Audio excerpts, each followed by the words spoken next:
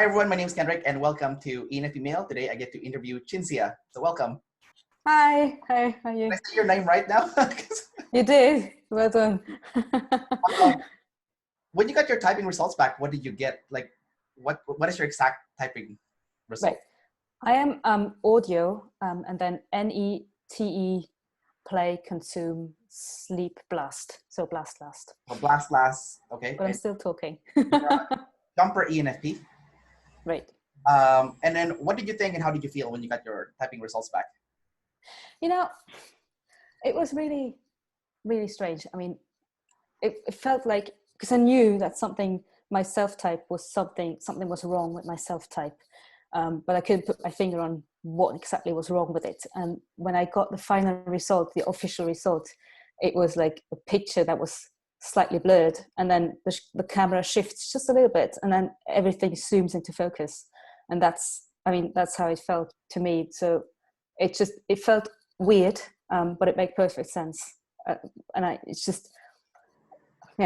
how it felt. Really, it made instant sense, although it didn't make sense. Do you know what I mean? How did you feel though? Did you like it? Did you not like it? Did you? I was laughing because because I was thinking that, so if I had to put my money on one guess or one bet, I would have said that there was no way that any was even in my stack, not even as a demon or something. Right. Because to me, that function just seemed so ridiculous and out there. Yeah. And it turns out that I really any, but I think it's because I misunderstood the function or what it does. And also because I think my notion of any usually was looking at people who have any FI, and I think I was going to ask you that if you have the same feeling, but I feel like my TE really dials it down because, do you know what I mean? It's like I might have ridiculous ideas in my head, but my TE really dials it down, and it's like a litmus test. Do you know what I mean? Well, for me, it's just that I have a lot of ideas in my head, but I won't pull the trigger unless I get tribe permission. Yeah, exactly. Yeah, I do think they're good ideas, but I don't pull the trigger on them unless I have permission. It's like 90% of the ideas just get tossed because they don't make sense, so the tribe doesn't need them or anything, right? Yeah. Well, yeah, it's kind of sad, but yeah, that's what happens. Well, but kind of sad, but also kind of good because usually at least my ideas, they're not really solid. So, I mean, it's I always think, well, people might think, well, Annie is just so arrogant or anything, but it's not. We might have a million ideas, but 99% of them are just ridiculous. So it's probably good to toss them out, right? I think you're right. I think you have to sleep process it to see which one of those ideas you should keep, you know? Yeah. And sleep is a demon, so for you too, though. So. Yeah, yours is third, so it's not as bad as mine. But so let's talk about your FI first, because that's the one that you seem to have the most trouble with since we started this interview for just 5 minutes. So, because I asked you some questions about how you felt, and you went straight to research. Right, dodged it. So, talk about your masculine FI. How do you experience your masculine FI?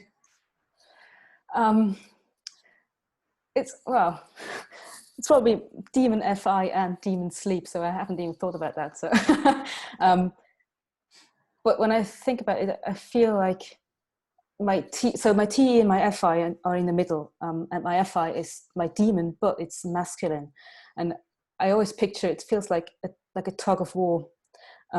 My TE pulls to one side, but my FI, instead of pulling the rope to in the other direction, instead of doing that, it just stands there screaming and shouting. And if I feel like my FI makes itself heard very well, but it doesn't do anything. It doesn't do anything to pull the rope back. So to me, it really feels like, I don't know. Sometimes I feel or I think that feminine FI might be worse because you're swaying all the time. You're not solid, but at the same time, masculine FI can be a bitch too, because you can feel it so well. I know exactly what I want, and what my values are, but I still can't do anything about it if the TE doesn't make sense. If the tribe needs something else, I feel like my FI is just standing there screaming instead of actually pulling the rope back and keeping the TE in check. Do you know what I mean? Do you feel like you can use your masculine FI pretty well because it's double activated? No, not well. It feels more like a hindrance because I feel it so well, but I'm not allowed to use it. Right. If it's like it creates a tension in myself because and also it makes me almost feel resentful because I know that what I do, what I TE do, is not what I actually want, but I still can't do anything about it. Right. Yeah. Gotcha. Yeah. I hate that when that happens. But is yours is single activated or is it double activated as well? Single activated, and single activated. It's a demon too. So, but masculine as well, right? It's masculine. Yeah. Yeah. Yeah. But Dave and Shan said I can use my sleep even though it's fourth. They said that I do have problems with setting priorities. So I think that's where like my FI problem last is with setting priorities. It's not so much like knowing what I feel, but like, because I can figure out what I feel, but there's a delay. It takes me like a few days before I can find out. Like let's say something emotional happens, then you have to wait a few days or a few weeks before it hits me, and I'm like, oh, okay, then I can feel it now, right? But like, but it's there. It's just slower. But, and it feels like a conscious effort. You have to really stop and think, what am I actually feeling? What do I want? Instead of like the TE is just going, right? Well, whereas the FI is an effort. Well, I've been practicing it now, so I think like for me, I usually know how I feel, like how my body feels or what my emotion feels. It's more like setting the priorities is my problem. Like I've screwed up some of my life decisions because I didn't set the right priorities, because I didn't go to that FI, to kind of like consult with it first before making a decision. So that's kind of where it's bad. And have you had problems with so one of my problems that I retrospectively realized is actually an NETE problem, is to not want to choose anything, because so if you've got different options like career options or anything really, I really feel like I want to choose, but I also don't want to choose, because as soon as you choose something, that also means that you're closing the door on everything else. And that's been a real problem for me. But then I realized that if you don't choose anything, that actually means that you're missing out on everything in the end, because you're not going down any of the paths. And that, I'm not sure if you experience the same with your NE. 100%. Right? Yeah, especially in my 20s. Like in my 20s, it was like I want to be this, I want to be this, like I want to be a teacher, I want to have like a blog, I want to I want to be a captain of a ship, it's like a lot of different stuff that I wanted to do. Exactly. But, interested in too many things. Like everything is so interesting, and you want to go down all the rabbit holes. I like a lot of things, but like it wasn't until I got to my, like I think I was like 28 when I made this big decision, where I was like, okay, I'm not going anywhere in life. Like I'm still at like kind of like the entry level position for jobs. And, if I don't stick into one industry long enough, like I'm going to be the master of nothing, Not only am I going to be the master of nothing, I'm not going to earn any, suitable income, because if you're always working at entry level jobs, then you're only going to get entry level pay. So I remember I was watching this one video by Evan Pagan. He's like an internet marketer, and he said Dave actually hates him, because I think they're the same type, except he's double masculine. So he told me he hates him. But anyways, one of his advice was like, you never know what's gonna happen to you 5 to 10 steps from now, but you always know what the next step is.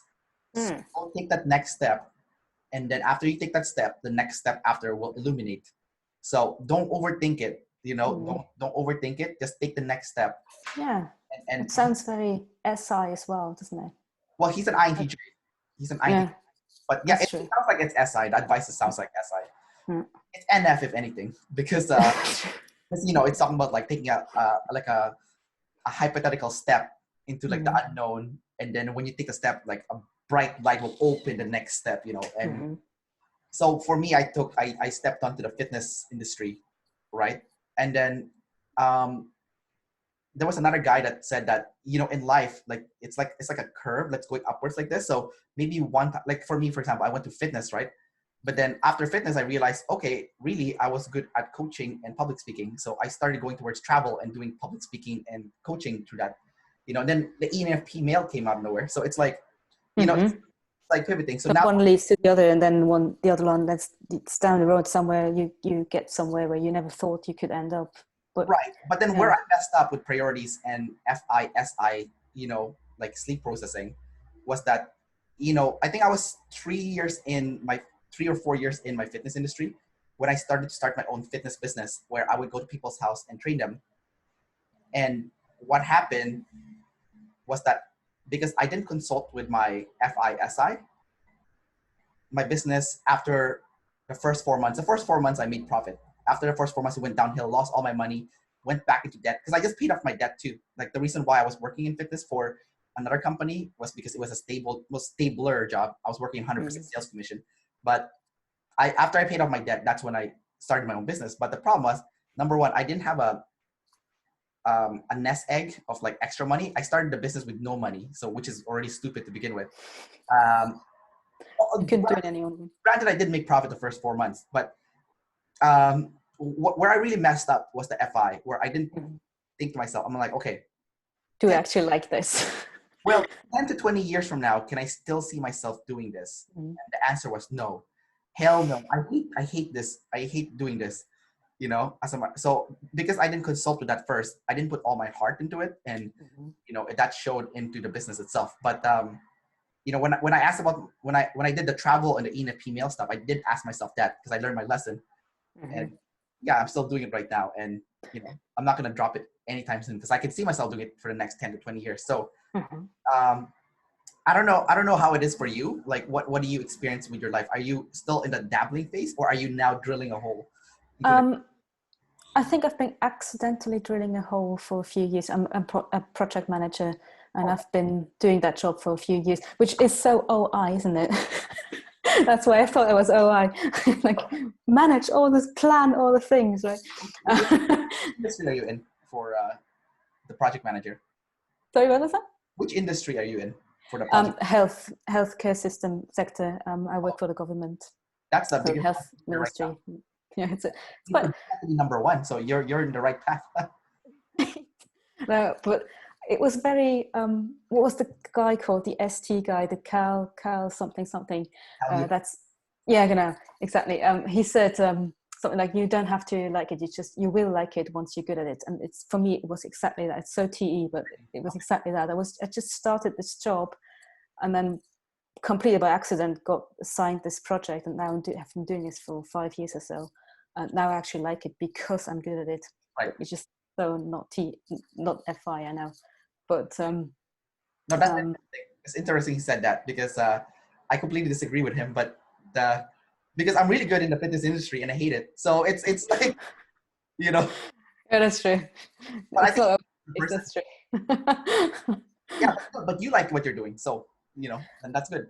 Sometimes it works out. It's true. It works, yeah. So what he's saying is not wrong. It's right for some people and wrong for some people. No, or in some cases, or some situations. I mean, I'm good at other stuff as well, and I don't like it.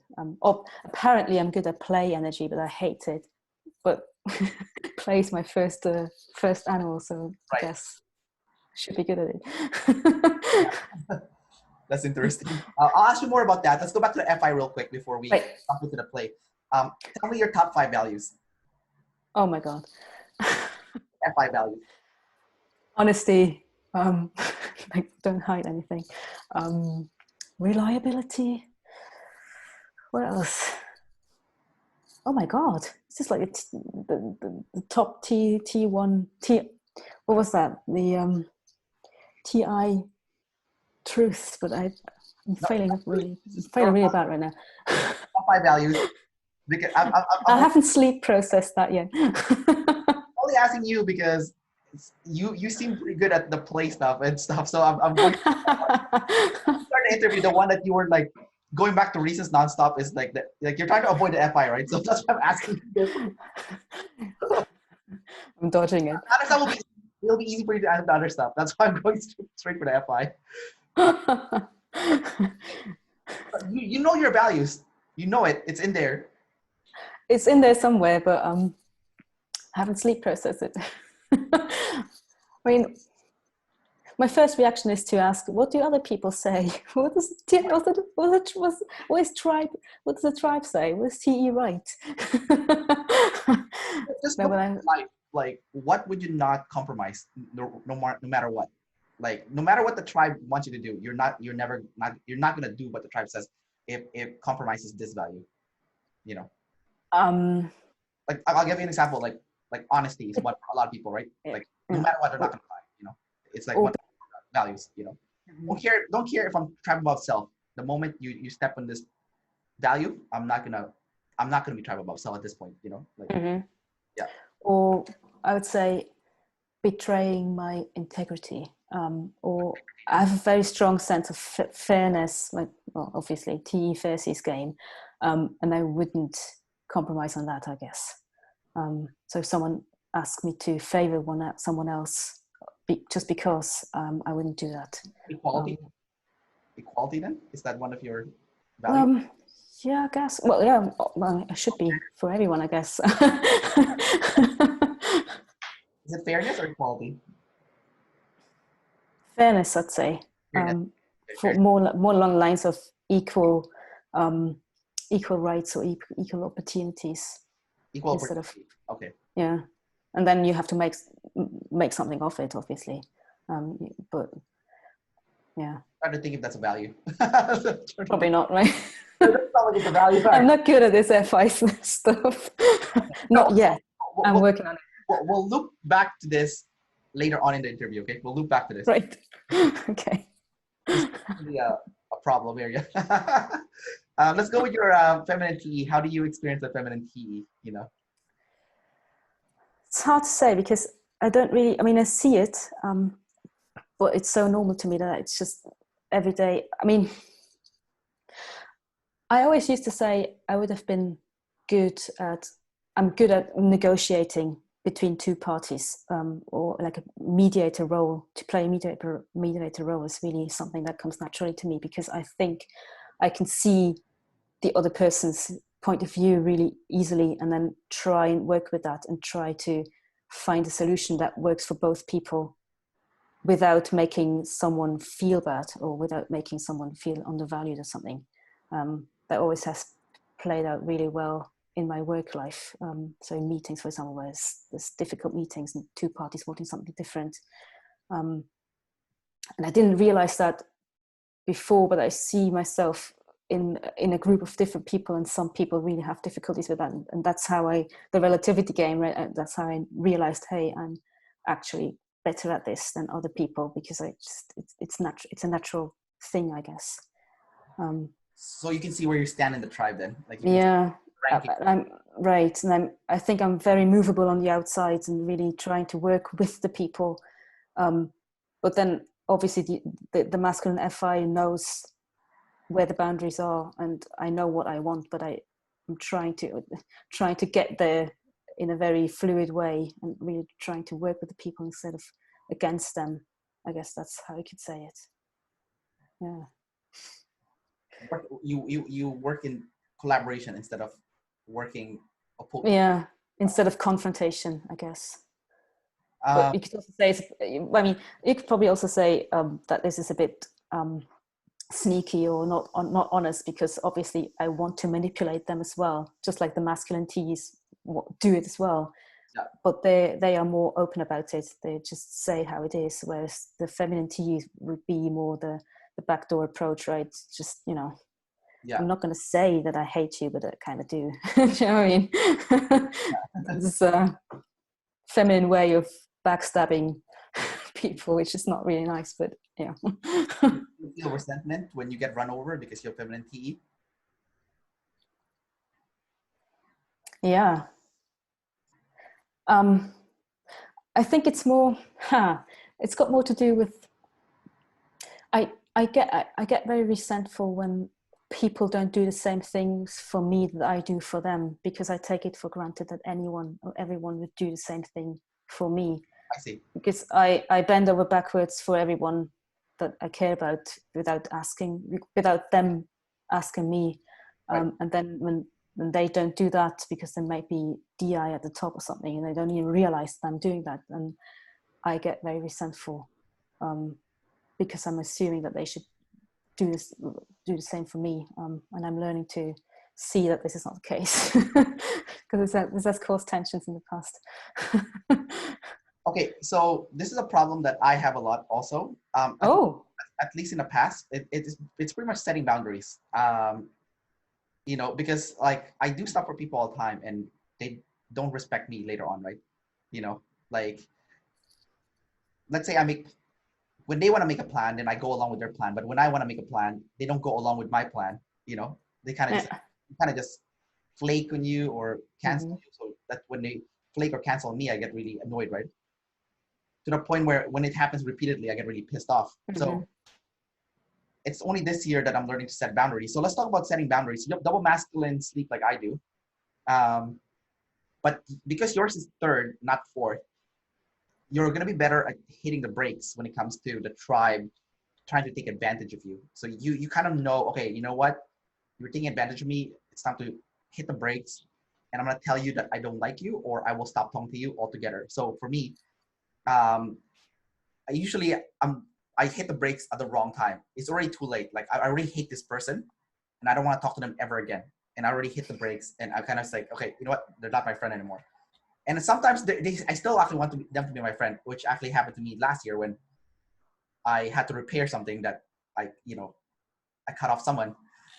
So what about you? How do you use that double masculine sleep? Like when you hit the brakes, like so someone's taking advantage of you, or you're not happy anymore, and then you hit that double masculine sleep to hit the brakes and set that boundary for yourself, so that you can't feel that resentfulness anymore or that negative feeling because someone was taking advantage of you and your goodwill that you were providing to the tribe or to that person.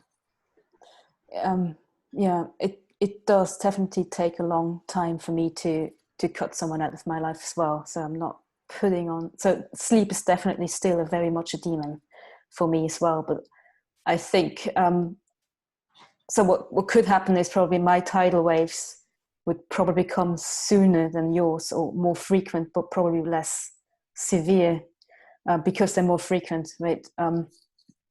So. I haven't really cut off anyone out of my life, I don't think. Not really. But I do set boundaries when it... It's interesting. I'm thinking as I go. Sleep energying as I go, right? I think where I do set boundaries is usually when with EP struggles. So when I feel controlled, I will hit the brakes really fast. So sometimes that's why I actually thought that play was low, because I hate backtrack. I am quite known for being like a clown or the goofy person in the group, but when someone tries to push me into doing things like play along or do this, like dance monkey for us, I would not do it for any reason at all. I just wouldn't. And I also always thought that this was play low, but it's actually, I think it's a control issue. I don't want them to tell me what to do. And maybe you could call that sleep energy as well. I'm not sure. Because I would push the brake button really fast on that, I guess. But when it comes to other sleep things, it's definitely very much a demon. I think maybe it's not the same as yours, because I do see it and I want to do it, but then when I try to do it, I don't really do it. So for example, I was always thinking that my sleep was high because I go for walks very often. But then I realized it's actually what I'm doing when I'm walking is not really sleep energy. It's mostly play and consume, because I do it not for the thinking. I do it for the walking, for the exercise, and for the doing things. And then when I'm walking, I'm actually listening to podcasts all day long. So I'm not really doing sleep or thinking about my things or myself. I'm actually consuming all the time. Right. So I Gotcha. guess I feel like I want to sleep. I want to do sleep. But then when I try it, I don't really do it because it's hard. Yeah. Whereas you might actually forget to do it. Do you know what I mean? Well, I think I discovered how good sleep processing is when I was like, I took a year off to go backpacking around the world, and I was on a lot of plane rides, a lot of long bus rides, and like 10 to 12-hour plane or bus rides. And I decided not to watch entertainment or like listen to music even. I just stared out the window Oh, and like wow. I was just thinking. And at first, and I was like playing a movie in my head of like what happened in my life in the past and kind of like how I felt. And I went to different like situations that happened to me where I was emotionally triggered, and I tried to understand why I felt emotionally triggered in those moments. You know, um, like and basically I'll give you an example. So recently, I'll give you an example of like a sleep processing I did recently. So recently I stopped talking to my youngest sister, and me and my youngest sister actually get along really well. But she said something to me that I felt like was really slimy of her to do. And especially, it's not something you say to your brother. Maybe you say to strangers, because who cares? They're just strangers, right? But you don't say this to your brother. And basically what that was like, she said, I was telling her like she did something that made me feel really bad. And her reply to me was like, oh, I'm sorry you felt that way. It's like very like, An apology, non-apology. it's not an apology, number one. And number two, there's no responsibility in your part when in fact it was you that flaked on me several times. You know, I mean, obviously I should have taken some responsibility at that point and be like, okay, I know she's going to do this and I should just not make plans because this is going to be the end result because she's done this multiple times. Um, but I think it was that lack of empathy and me feeling slimed by that comment that kind of made me decide, okay, you know what? I need to set these boundaries now. And I don't know if I'll talk to her again after this. I probably will, but when I do, it's going to be in a different context, you know? So that's kind of like what I learned too when I was backpacking, taking those long bus rides, long plane rides was like, I just thought of every single time in my life where I felt emotionally triggered. And I can't figure out why I felt emotionally triggered, you know? Like I tried to understand, like, like, did I feel, so I actually started seeing a counselor. I saw a counselor, I think 5 sessions. And because I told her, I'm like, even when I gave David Chan my official typing, I started, I think the reason why they said that I can use sleep processing even though it's fourth was I started my video that I sent to them straight to sleep processing, right? Right at the start of my video, I said, the 3 biggest emotions that I've struggled with my whole life is number 1 is sadness, number 2 is anger, and number 3 is loneliness. And I said the loneliness thing I've kind of conquered in my late 20s. And now it's just sadness and anger. And anger is the predominant one. Now I ended up going to a counselor, like I mentioned, and I told the exact same thing to the counselor. And the counselor said to me, anger is the ice. It's like an iceberg emotion where anger is the tip, but actually beneath it, there's a lot of different reasons why you would feel angry. So she showed me a diagram. It's like, which of this description is the most prominent one? And I looked at the list and I saw it says disrespected. And I'm like, this is the one, disrespected. I feel disrespected. And I was like, and I thought about it, I'm like, wow, that's really good. Like now that I know that which of underneath the anger of the emotion that I felt was the biggest one. So earlier when you were saying, like your coworkers is trying to control you and they try to make you perform and say dance monkey, right? Well, if someone says dance monkey to you, wouldn't you feel disrespected? Like that's such a disrespectful thing to say. So it's kind of like we're not different in that sense where maybe what's triggering you is probably similar to what's triggering me. And for me, we both have double masculine sleep also. So we have a lot of anger pent up inside, right? Like in that sunny exterior of like smiley, happy, is full of anger, There's rage. a Hulk under there. Yes, so, David Chan said you need to release that gradually because it's gonna come out and like kill Oh someone. yeah, it does. It does. Yeah, It does come out in the most inappropriate way. Sometimes right. it's So, ridiculous. but then I started thinking about it too, right? I was like, okay, if sleep is the biggest problem and that double masculine sleep is the problem and not setting boundaries is the problem, then what if I start putting that in the front first? What if I don't lead with play? What if I try not to lead with play? Like, let's say you go to an interaction, instead of feeling like you're responsible for the tribe, why don't you try going to sleep mode first? Like right when you meet people, you tell them who you are right away. For me, for example, like when I meet people now, like, hey, I'm Kendrick. I love traveling and I love nerdy personality stuff. Like what's your type? I'll ask them what's your type. Because I love that nerdy stuff, right? And it's quite aggressive when it comes out because it's like it's sleep, it's double masculine sleep, right? Like, even with my bosses, I fight with them now, right? I'll go up to my boss, right? And they'll be like, usually before I would just be a pushover and be like, Kendrick, can you teach this spin class this week? Our instructor canceled. Can you teach a spin class? Before I would just say yes because I want to help the tribe, right? Now I'm like, no, I don't want to do it because I'll be too tired to teach the class this week. They're like, oh, come on, you're young, you can get away with it. I'm like, no. I'll be like, no, right? Or like I'll go to my boss, right? And then my boss will try to get me to do something. I'm like, no, I don't want to do that. Like, I'll just straight up tell them I don't want to do that. I'll give them the reasons why, but I'll say, no, I don't want to do that. I'll say the no first, right? Like I'll go straight to sleep. That's true. That's true. Yeah, and my boss will get so upset at me, right? They'll get like really pissed off at me. And do they actually? Because so I had similar experience because sometimes I would bend over backwards for everyone at the office and say, well, okay, because everyone works part-time because they have children and everything. And usually I would be the one who would say, well, okay, if we have a meeting, I'll be the one who says, okay, I'm going to come in on Friday, even though it's my day off. Right. But I would always do that up front and without them even asking for it. And they realized I was getting all resentful because I was always the one doing or shifting all my plans for them. And then I said, okay, I'm just going to risk it and just do whatever I want. And then I said sometimes, so someone would say, let's have a meeting on Wednesday. And I would say, well, no, this is actually my day off. I can't do Wednesday. And I wouldn't even give a reason, which is very not TE, right? But then they said, oh, okay, let's do it on Tuesday then. And I was so surprised because it was all in my head thinking I have to bend over backwards for them because they are not allowing me to say no. And then you say no once and everything was fine. That was just such an eye-opening moment for me to say, right. Okay, It's I fantastic. can actually say what I want. Yeah, that's fantastic.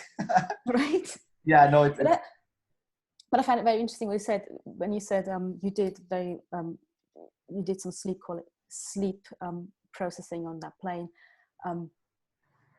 That actually ties in with my theory because my theory, if you want to hear it, my theory is that the last animal or your demon functions as well. That should be the gift to the world, because I feel like when you master your last animal, the last animal will be really, really good because it's gone through all the different animals and functions before you get to that last animal. So I'm guessing that your sleep is probably better than mine because you have more animals to back it up. Do you know what I mean? It's like the quality over quantity thing. Like, because if you have sleep first, you probably do it all day long, but then you're going to have to compromise on quality, right? Well, I think it's like Dave, he talked about like, which personal trainer are you going to hire? The person that had genetically gifted, that's already Exactly. fit. They were born with a six-pack, or like the person that was... Or the ones who worked for it, Yeah, or the person that was overweight or skinny and they had to work for it, right? So the person that they had to learn how to get there, they can teach you how to get there because the other person can't teach you because it's not normal for them, right? And they take it seriously because I always think when you compare Shan and Dave, her blast is really, really good. It's some quality blast. when she finally blasts, it's really good because you can see that she's done the sleep processing, she's done the consume on it, whereas Dave, he's really good at it, obviously, but he does it all day long, so he has to compromise on quality. But then the same is true for his consume, right? Yeah, so they would be good at teaching people how to use play and consume because you have to learn how to do that, right? Yeah. But like for us, we can teach people how to use sleep. And then for you, you can teach people how to use blast. And for me, I can teach people how to use consume. Yeah, exactly. Are my demons. Mm-hmm. You know, I think I was just talking about sleep right now. And I think you figured out how to use sleep now better too. Like just. I changed the channel again. Sorry. No, but it's okay. It's okay. It's okay. But like, you know, I'm just saying like, yeah, but once it is your gift to the world, like you need to use that fourth and third, and that's going to be your, it's not essentially what's going to help someone else because you figured it out and you've gotten there. I mean, I haven't figured out sleep yet. It's not complete. You know, like this year I'm learning how to set boundaries. Before I was trying to process how I felt. So, and then after I learn how to set boundaries, I need to learn how to set priority, right? So there's a lot of things to work on when it comes to using sleep. And, you know, it might take me a long time. And the more I practice sleep too, the more I realize there's so many layers into it. Like, you know, no pun intended, because, you know, sleep is obviously very deep, but like, you know, like you can be really creative with that sleep too. Like I'm just learning right now that, and keep in mind, our sleep is SF. So it's going to be the most catchy of all our like animals. Like no, you know, SF is like, you know, Sure.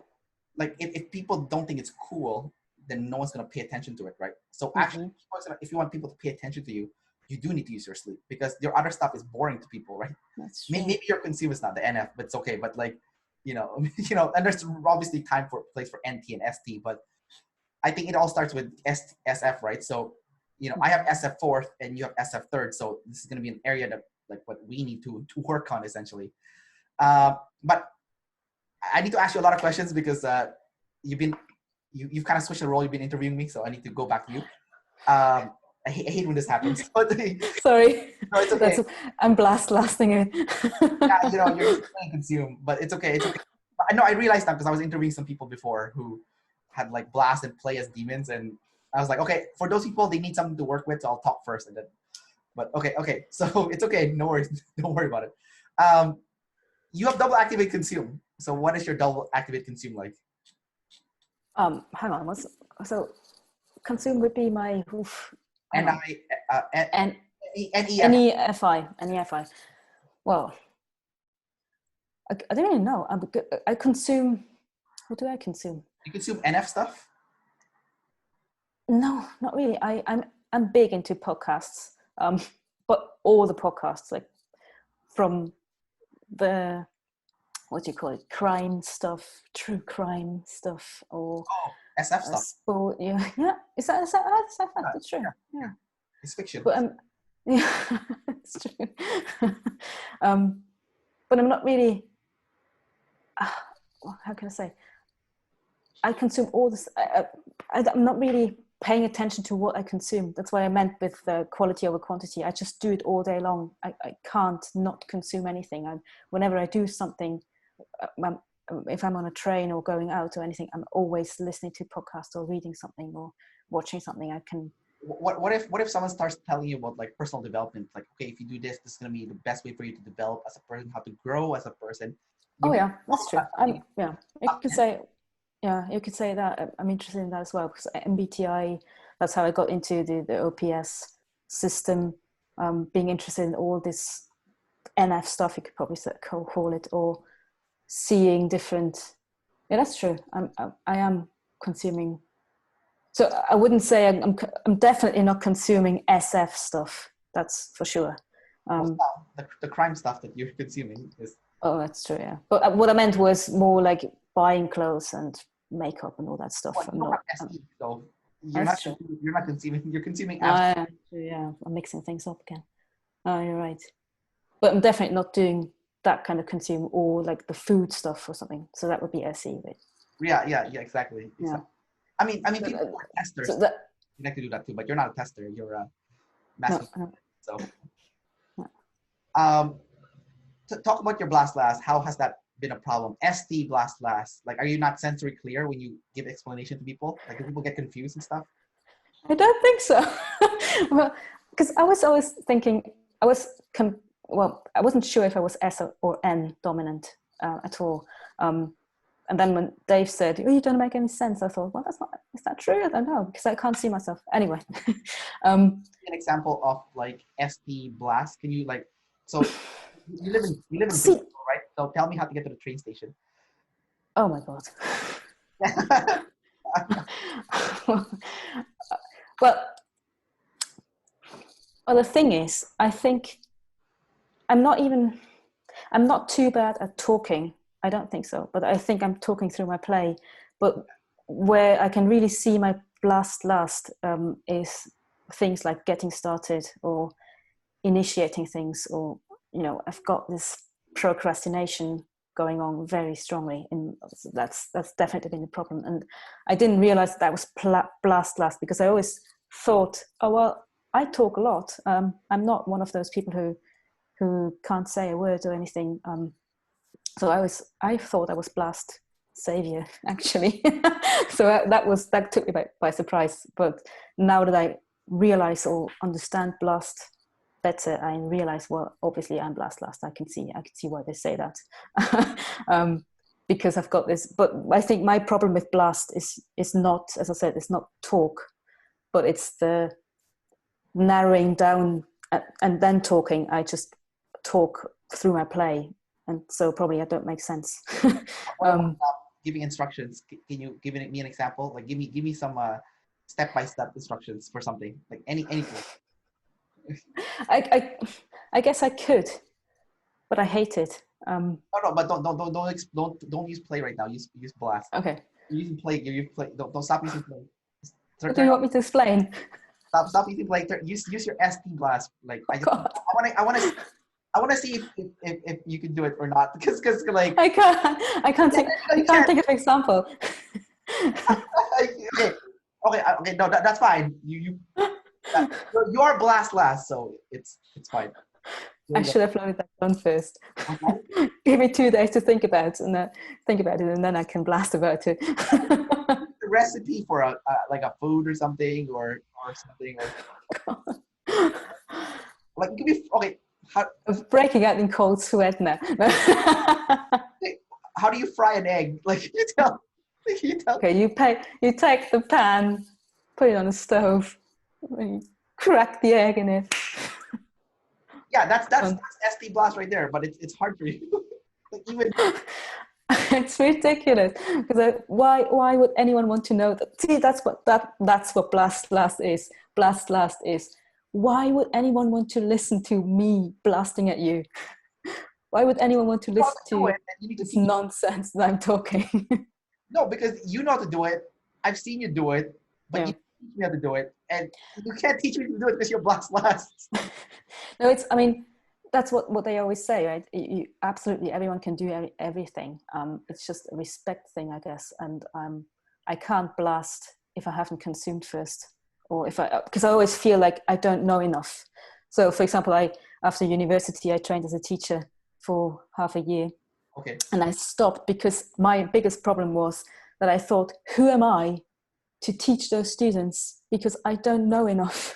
I don't know everything. So who am I to teach them if I'm not that good? You know what I mean? And I think that's definitely the consume over blast, because I thought or felt that I haven't consumed enough to actually be able or allowed to teach them. I guess that's how it plays out in my life. Yeah. But obviously I can do it if I have to. I mean, I can give presentations if I prepare. Play-Doh when you do your presentation. Sorry? You're probably using Play-Doh when you're doing your presentation. That's true. Yeah. But play is really good though, because play is it's more interactive, it's more fun, right? Because like sometimes blast gets a bit dry. But the good thing about blast is it's concrete, right? Like you're producing a concrete result. Well, and it makes more sense because play is just all over the place, right? It's just like, whoa. Whereas blast is more, this is what we're going to learn, and I'm going to show you what I'm teaching you today. And but I appreciate some good blast. If you teach someone how to fry an egg, they'll know how to fry it. They not only can they fry an egg, you can eat the egg after. True, right?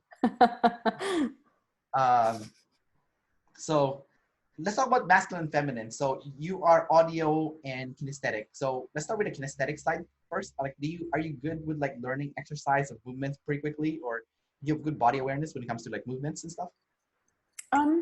Yeah, I do think. I mean, I do have a feel for rhythm and like things like keeping your balance is really easy. Like learning how to snowboard or surf was really came easily to me, I think.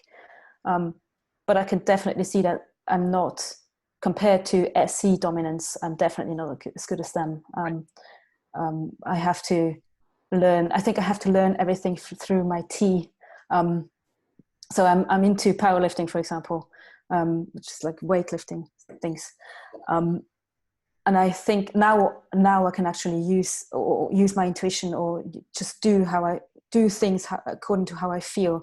But at first I had to really ST learn how to do it, or probably NT learn how to do it, because I had to know, why am I doing this, and why am I doing this with this technique? What's the reason behind it? And now that I know that, what are you doing? Like deadlifts and stuff, and yeah, cleans and those things. Not clean. It's just squat, bench, and deadlift. So it's not Olympic. Barbell squats and stuff. Mm-hmm. I see. Okay, gotcha.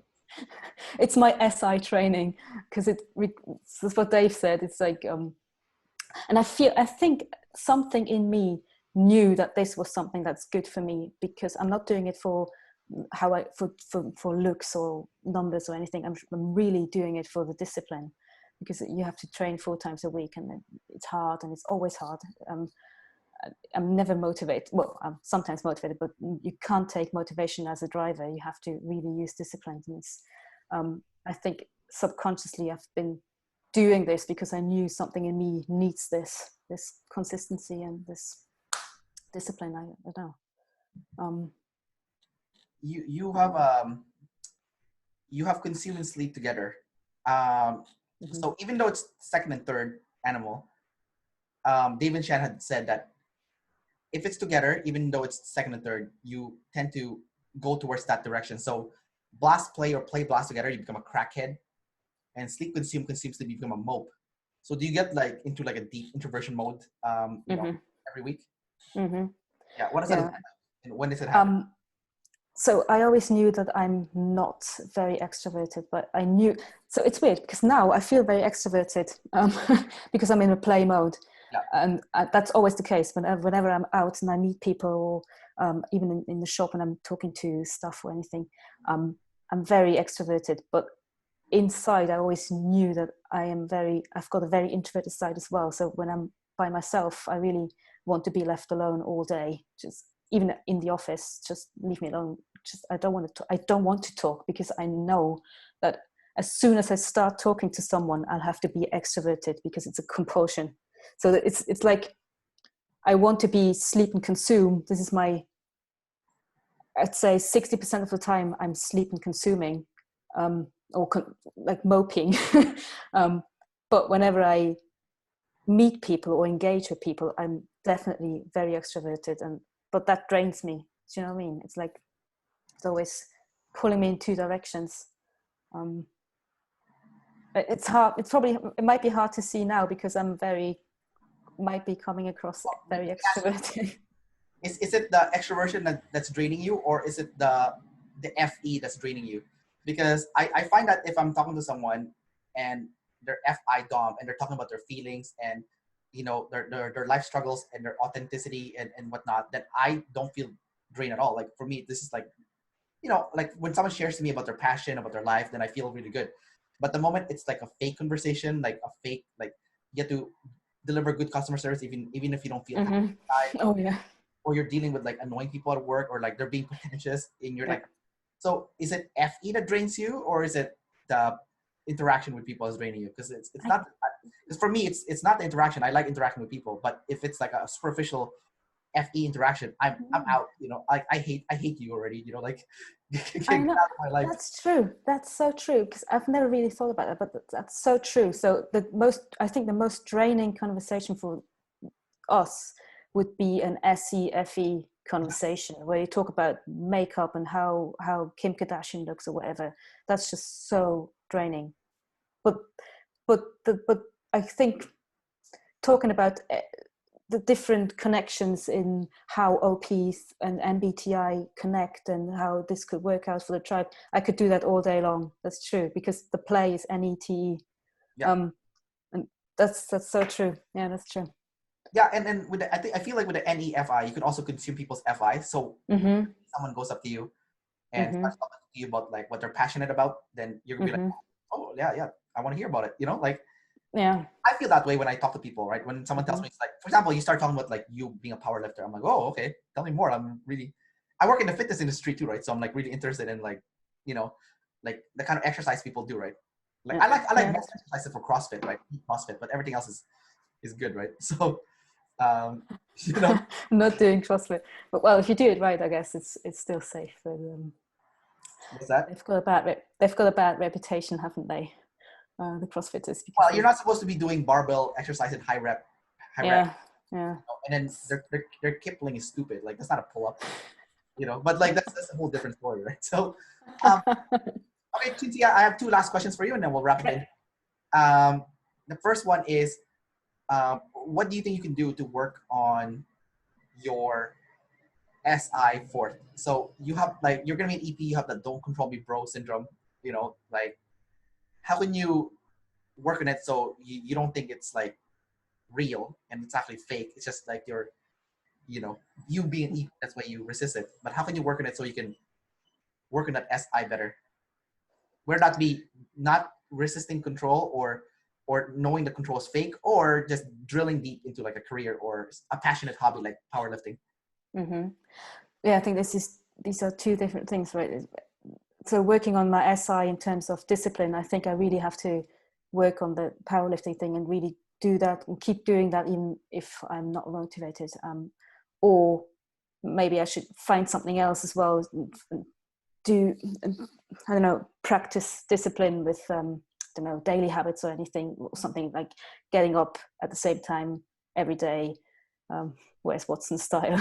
um, so I think I'm pretty good at doing the discipline thing. I've developed. I think I've been subconsciously working on those demons for a while. But when it comes to control and chaos, I'm still a bit. I think I'm still reeling from the results because I really thought I was control over chaos, and I thought I might have to let more chaos into my world and more randomness. But now they're telling me that I have to actually get more control in my life, and I'm still trying to figure out what, because I think it's still so real. um, Did so they tell this you is what. that Yeah. if you don't control yourself, someone else is going to control you? Is that what they told you? No, I think. I think it's more because they say, well, you lead OI, so obviously control is going to be your demon or something, but it's not really the case because I hate chaos. I really do. Everything about me is very neat and tidy, and desk everything is very much in order. So I definitely don't have a problem there. But maybe I'm probably going to just pay attention more to what people say, or whenever I feel controlled, or whenever I feel like a resistance to when someone wants to make me do something, and maybe I just have to practice going along with the tribe or with being controlled. Yeah, I haven't really started working on that, I don't think. I started with my FI. Yeah, I think the FI is a good start. Yeah. And what do you think you need to do to work on your sleep and your blast? So for my sleep, this is so difficult because how do you even sleep? I mean, because blast is, I think blast is easier because blast is doing something, getting started, whereas sleep is is not doing something. And whenever I try to do sleep, I find myself consuming instead. So I think I'll have to practice just every day for a few minutes, just sitting there thinking and resisting the urge to start and consume something in order to keep myself distracted. So I think that would be something to work on for my sleep. I think though with sleep and blast, you need to be more specific because like you're Okay. you have double activated NE, so it makes sense. You're super abstract the way you talk, but like I think for example with sleep, it has to be like very conscientious. Like it needs to be very specific. Like for example, like with sleep, the way I do it is like think back to like something that bad happened to you. It could be a negative interaction with a boss or a colleague or a relative, and then kind of like go back there and feel what you felt in that moment, and then understand which emotion am I feeling at that moment. And then once you know the emotion that you're feeling in that moment, so for me, for example, it was anger, then I need to understand why What's the underlying why did I feel emotion? angry, right? Okay, so for example, for me, sadness is my number one emotion because I grew up with no dad. And growing up, I was seeking for always looking for a mentor, and I noticed that the mentor I was always seeking is like a male figure. And the reason why I was looking for a male mentor was because I was looking for a replacement for my dad, right? So that's kind of like how I sleep process it. So I'm like, oh, okay. So I needed to have like a male role model. That's why I was feeling sad. It was my sadness came directly from not having a dad. So you have to do your best. Like obviously we don't live in a perfect world. So for me, like my best solution is to find like an older brother of some sort to kind of like be my mentor. And Dave has kind of been that guy, like he's like, yeah, he's 5 years older than me. He's going through the struggles that I'm going through right now. And he can guide me through for a big chunk of it. Not even as like a type, just like a normal guy, like. So what I could do is probably just say, okay, I'm going to take one example every day and think about what I felt. And then what do you do with it? Just appreciate how you felt. You have to look at your pattern. You have to use your NE to look like your pattern. Like your pattern. You see your own pattern, right? Like for me, I saw the pattern that I was always seeking out a male. Right. I was looking for coaching from a guy that's older than me that is telling me what to do. Usually an IJ, right? But it doesn't have to be an IJ. It could just be like an older guy that can tell me what to do. It's because for me, the emotional void I had was sadness, and the sadness came from not having a dad growing up. So that's what I felt like. That's my number one problem in life. It's not even anger. Anger is number two. I actually you have to put an order too with your FISI, right? Like, number one, this is the biggest emotional problem. Number two, this is number two. Number three, this is number three, right? My number one is sadness, and then number two is anger, and specifically feeling disrespected. And number three is loneliness. But loneliness has kind of been gone now. So it's basically 1 and 2 that I'm working on. And if you like find out what that emotional problem is, then you can do something about it. Then you can use your blast decks, right? Like that makes sense. Yeah. So for you need to sleep process it first. Think, okay, what emotional problems do I have? We all have emotional problems. Some people are good at hiding it. At the end of the day, we all have it. So, work with emotional problems. And once you know that emotional problems, then think, okay, I need to be honest with myself and, be vulnerable and figure out a way I can work through it. You're never going to completely fix it, but you can get to the point where you're like, okay, I feel like I'm at peace. Because they keep causing the same problems over and over again because you never resolve the problems. Yeah, you never resolve the underlying issue, right? Yeah, and it's worse for us because we have double masculine. So it's gonna be a bigger problem. So can I tell you right now I'm at peace? I'm not at peace. Like it's work in progress for me, especially the anger stuff. That's work in progress. The sadness part is also work in progress, but I've done a little bit better with that because it's a little bit easier to fix. I can just reach out to find someone that I can trust to be my my male role model, right? But like the anger stuff, like I'm working on setting boundaries because the anger's directly, it's my fault. Everything's your fault, right? I'm not setting boundaries. That's why I'm angry. That's why I feel disrespected. So like right now I'm experimenting. Like what if I go to a social situation and I don't use play first? Maybe I use a little bit of play, but it goes straight to sleep, Like, I like this. I hate this. I like this. I hate this. Like I'm like a complete asshole, like right when I meet people, right? Like, no, I don't want to go there. No, I don't want to go there. Like, oh, we're gonna go on a road trip. I don't want to go there. No, I don't want to skate. You could say asshole, but you could also say transparent and honest, because you could say, well, if you say I don't want to go there because I hate that place, I want to go to that other place. You could say that's actually not a dick move. It's actually a nice move because you tell people what you like, and so they can still make a decision and say, well, we don't care what you like, we could still go to that other place. But do you know what I mean? You can always, there's two sides to Well, the reason why I was doing it that way first, if you're wondering, because it sounds very aggressive, is that I want to practice just being on that side before I go back to double decider. Obviously, I'm not. That's true. Yeah. It's so easy to be a double decider. It's a joke, okay? Like we can do it all day.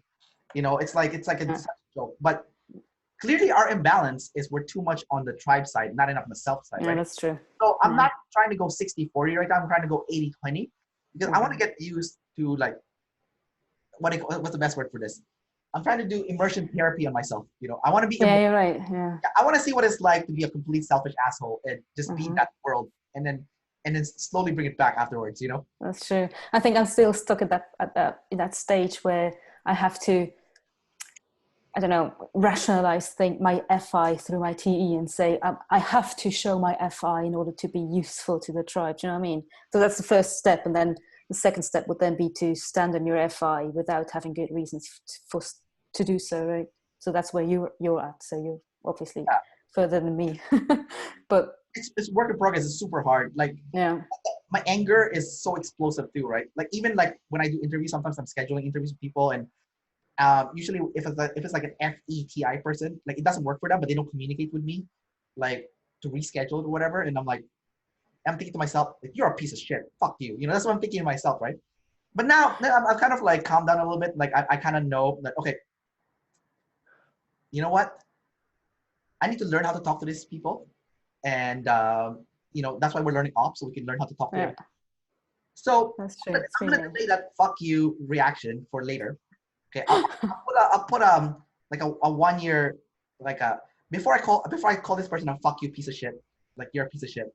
I'll wait 1 year before I call them a piece of shit. Like I'll put a delay on it, you know. So it's like a way for me to kind of control that double masculine sleep, you know, because it's super aggressive. You know, it's so aggressive, like, you know. And it's a double demon, so it's good Hulk syndrome, isn't it? No, it's so aggressive. When it finally comes out, it just explodes in your face.